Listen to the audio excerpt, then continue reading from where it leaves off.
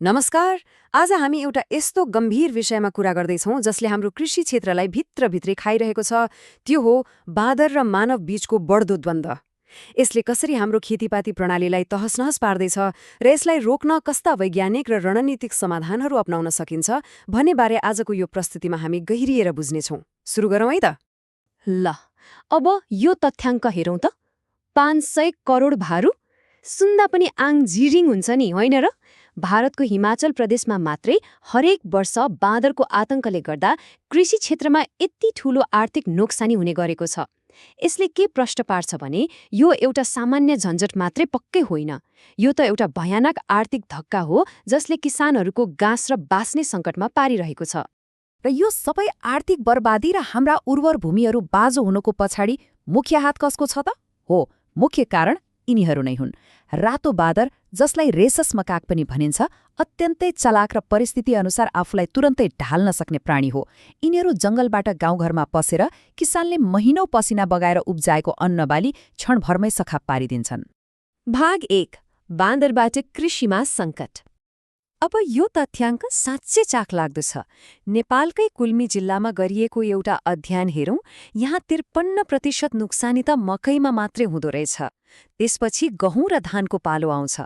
यसले के प्रमाणित गर्छ भने बाँदरहरू कार्बोहाइड्रेट धेरै भएका हाम्रा परम्परागत अन्नबालीहरूप्रति कति धेरै आकर्षित हुन्छन् र यस्ता बाली लगाउने किसानहरू सधैँ किन उच्च जोखिममा पर्छन् भन्ने कुरा पनि यसले छर्लङ्ग पार्छ। भाग 2, परम्परागत हेरचाहको उच्च लागत। अब एकछिन सोच्नुहोस् त, बाँदर धपाउनकै लागि दिनभरि खेतमा कुरुवा बस्नुपर्ने बाध्यता। यो कति गाह्रो र दिक्कलाग्दो काम होला। एकातिर शारीरिक र मानसिक थकान छ, अर्कोतिर श्रमको बर्बादी। तर यसको विकल्प पनि छ, आधुनिक र रणनीतिक कृषि विकल्पहरू, जस्तै कि बफर बाली। यस्ता बालीहरू एकपटक लगाएपछि सधैँ खेतमा मान्छे बसिराख्नु पर्दैन। यसले आफै बाँदरलाई रोक्ने काम गर्छ। परम्परागत विधिहरू किन काम गरिरहेका छैनन् त? यसको पछाडिका कारणहरू निकै हृदयविदारक छन्।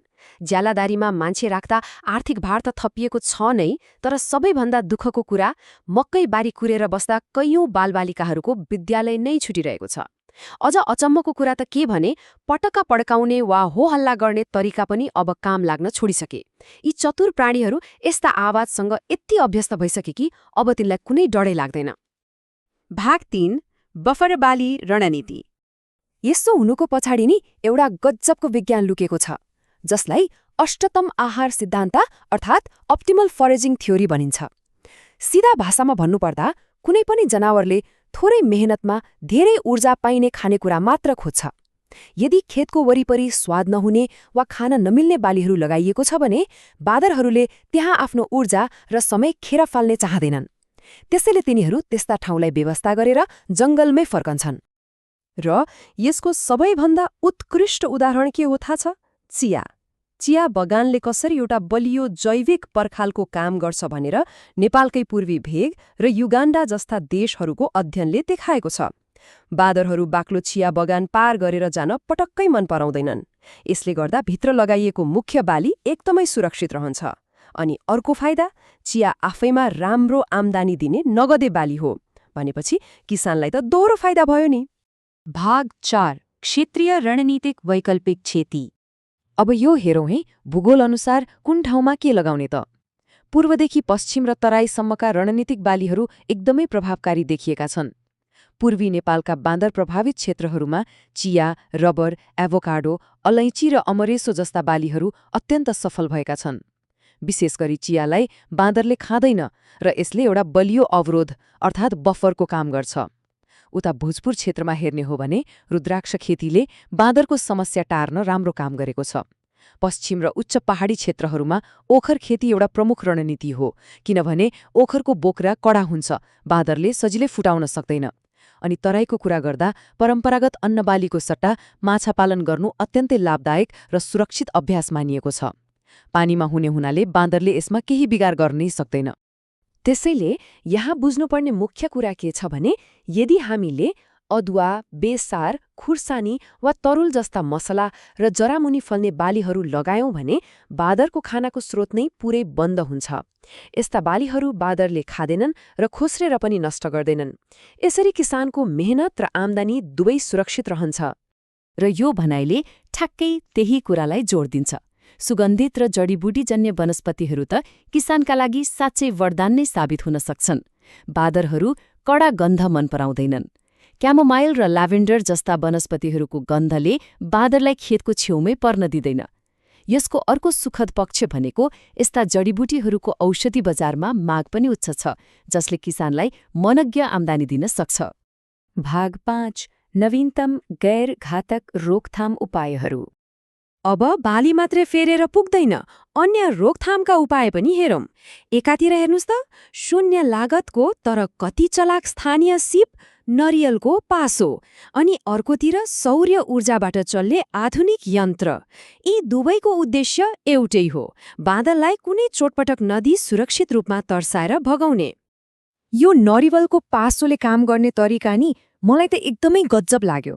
बाँदरले प्वालबाट हात छिराएर खानेकुरा मुठीमा त लिन्छ, तर मुठी कसेपछि त्यो सानो प्वालबाट हात निकाल्नै सक्दैन। लोभको कारण उसले त्यो खानेकुरा छोड्नै मान्दैन र त्यही फस्छ। जब एउटा बाँदर यसरी आत्तिएर कराउँछ, उसको पुरै हुल डराउँछ र त्यो खेतमा फेरि फर्केर आउने हिम्मतै गर्दैन। अब प्रविधिको कुरा गरौँ। अहिले बायोएग्यास्टिक अर्थात् जैविक ध्वनिक उपकरणहरूको निकै चर्चा छ। वैज्ञानिकहरूले अल्ट्रासोनिक ध्वनिको प्रयोग गरिरहेका छन्, जुन हामी मानिसले सुन्दैनौँ तर बाँदरलाई भने एकदमै असहज बनाउँछ। साथै आर्टिफिशियल इन्टेलिजेन्सको प्रयोग गरेर प्राकृतिक शिकारीहरूको आवाज खेतमा प्रसारण गरिन्छ।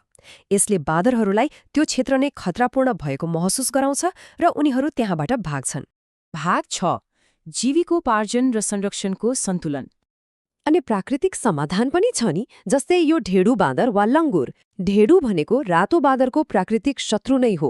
एउटा मात्र ढेडु बाँदरको उपस्थिति वा त्यसको आवाजले रातो बाँदरको पुरै बगाललाई सजिलै तर्साउन सक्छ। यसरी प्राकृतिक शिकारीहरूको उपस्थितिलाई बढावा दिने हो भने कुनै हतियार बिना नै पर्यावरणको सन्तुलन कायम राख्न सकिन्छ। तर हामीले एउटा कुरा चाहिँ बिर्सनै हुँदैन, बाँदरहरूले जङ्गलमा बिउ फैलाएर इकोसिस्टम बचाउन अमूल्य योगदान दिन्छन्। हाम्रो समाजमा उनीहरूप्रति धार्मिक आस्था पनि त छ नि, तर किसानको आँसु पनि त देख्नु पर्यो। त्यसैले सन्तुलन मिलाउन हालै नेपाल सरकारले बाँदरलाई 1 वर्षको लागि कृषि हानिकारक वन्यजन्तु घोषणा गरेको छ। यसले किसानलाई आफ्नो बाली जोगाउन कानुनी बाटो खुला गरिदिएको छ। साथै दिगो समाधान खोज्न अहिले देशव्यापी रूपमा बाँदरको तथ्याङ्क सङ्कलन पनि भइरहेको छ। ल, हामी यो विश्लेषणको अन्त्यमा आइपुगेका छौं। हामीसँग अब एआई प्रविधि छ, बफर बालीको ज्ञान छ, अनि पूर्वदेखि पश्चिम र तराईसम्मको लागि रणनीतिक विकल्पहरू पनि छन्।